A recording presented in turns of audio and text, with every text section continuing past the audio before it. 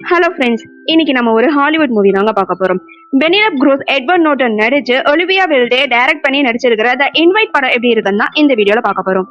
2020 வெளியான the people of ஸ்ட்ரேங்கிற ஒரு Spanish படத்தை ரீமேக் பண்ணி தான் இந்த படம் வெளிவந்திருக்கு. தம்பதிகளுக்கு இடையில மன ரீதியா என்னென்ன பிரச்சனைகள் வருது, தாம்பத்திய வாழ்க்கையில இருக்கிற சிக்கல்கள் என்ன அப்படிங்கறத கொஞ்சம் அழகாவே காட்சிப்படுத்தி இருக்காங்க. புதுசா வீட்டுக்கு யாராவது விருந்தினர் வந்தாங்க அப்படின்னா அவங்கள கையாளுறதுல என்னென்ன சிக்கல்கள் இருக்கு, நம்ம வீட்டு பிரச்சனையை காட்டிக்காம எப்படி அனுசரிச்சு போகணும் அப்படிங்கறத கொஞ்சம் யதார்த்தமாவும் கட்டியிருக்காங்க.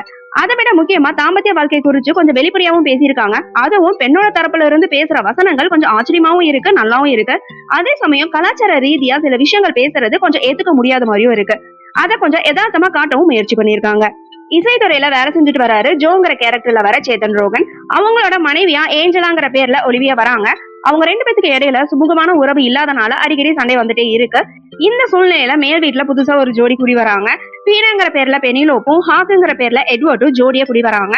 அந்த ஜோடிங்களோட ரொமான்டிக்கான சமயங்கள்ல வர அந்த சத்தங்களை கேட்டுட்டு ஜோக்கும் ஏஞ்சலாவுக்கும் இடையில கொஞ்சம் வாக்குவாதமும் ஏற்படுது. இந்த பிரச்சனைக்கெல்லாம் முடிவு கட்டணும் அப்படின்னு ஏஞ்சலா பீனாவையும் ஹாக்கையும் ரெண்டு பேரையும் வீட்டுக்கு அழைக்கிறாங்க. அவங்களோட எப்படியாவது நட்பாகணும் அப்படிங்கறதா ஏஞ்சலாவோட எண்ணமா இருக்கு.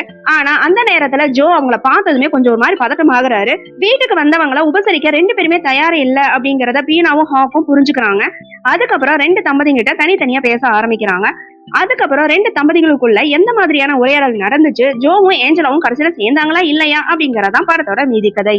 இயக்குனரை மட்டும் இல்லாம ஹீரோயினாவும் நடிச்சிருக்கிற ஒலிவியா ஏஞ்சலாங்கிற கதாபாத்திரத்தை ரொம்ப அழகாவே கையாண்டிருக்காங்க.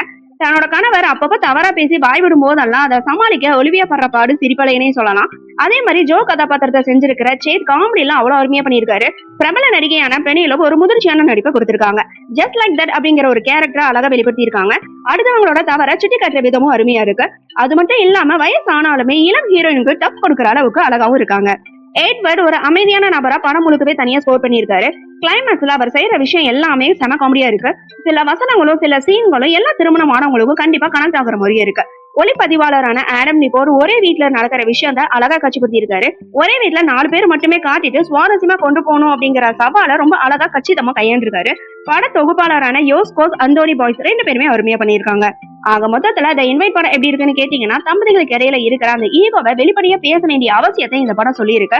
ஒரு நல்ல என்டர்டைனர் மூவினே சொல்லலாம். கல்யாணம் ஆனவங்களுக்கு கண்டிப்பா இந்த படம் நிறைய விஷயங்கள் கனெக்ட் ஆகும். ஓகே ஃப்ரெண்ட்ஸ், நெக்ஸ்ட் வீடியோல பார்க்கலாம். இந்த வீடியோ உங்களுக்கு பிடிச்சிருந்தா லைக், ஷேர், சப்ஸ்கிரைப் பண்ணுங்க. தேங்க்யூ.